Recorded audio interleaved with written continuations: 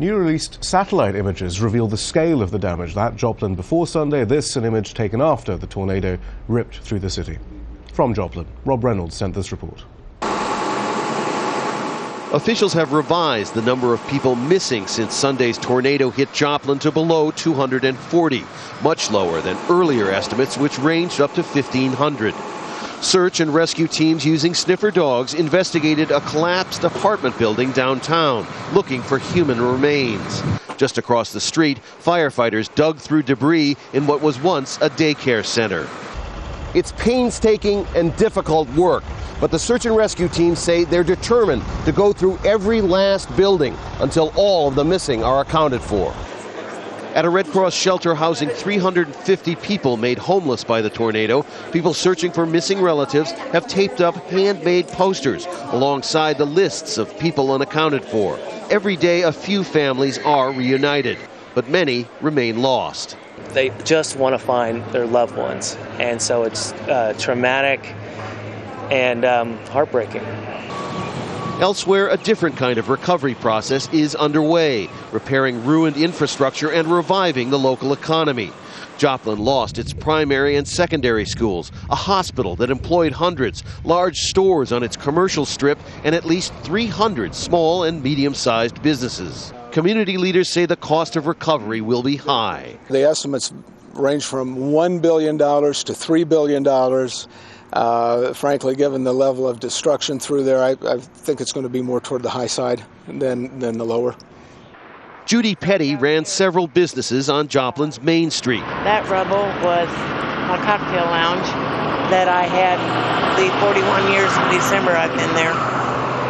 And it's completely gone, everything. She's got insurance to pay for rebuilding. However, she knows it's not going to be easy. My heart says yes.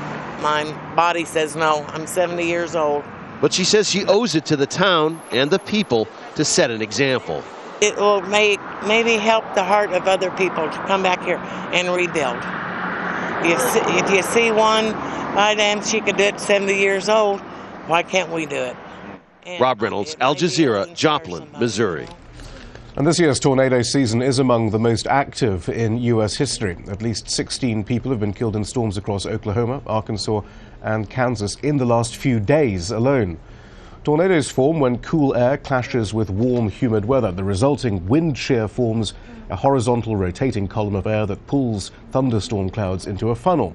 The storm becomes a tornado when that funnel cloud touches the Earth's surface and carves a path across land. The tornado that wrought such destruction in Missouri was passing through what's called Tornado Alley. That's an area of the U.S. which is particularly susceptible to twisters. The vast majority of tornadoes in the U.S. occur in this region because it's where cold, dry air from the north tends to clash with the warm, moist air from the Gulf of Mexico and hot, dry air from the Sonoran Desert. Well, earlier I spoke to Angel Fritz. She's a meteorologist at the Weather Underground, a weather forecasting service. She said global warming could be fueling storms like these. The number one ingredient for a tornado or a tornadic thunderstorm is instability. And what we're going to get that instability from is a lot of moisture. And in a global warming situation, you're going to see a lot more moisture coming off the ocean and especially the Gulf of Mexico. And so what we've been seeing is moisture riding up through the continental U.S. from the Gulf of Mexico, meeting the cold air coming down from Canada and creating these storm systems that we've seen in our record tornado outbreaks in April and May. There's another explanation that's been put around that perhaps it's just because we didn't know so many. I mean, it's just there was more tornadoes being reported now because of the increase in population in some of these areas. Sure. So, let's say that it was 1920 and we had a similar outbreak. We might not see the same kind of reports just due to population increase. Now that we have more eyes to the skies, so to speak, we're going to see an increased number of tornado reports. This also includes people that go out and chase thunderstorms for fun and for science.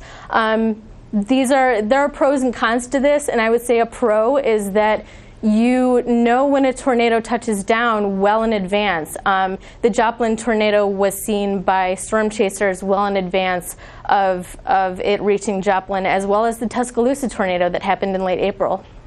Angela Fritz. There was a bit of good news from Tuscaloosa, the Alabama town hit by another major tornado in April. A dog given up for dead has turned up alive at his owner's home 4 weeks after he was picked up and blown away by the storm. Mason, the dog, is now awaiting surgery on 2 broken legs.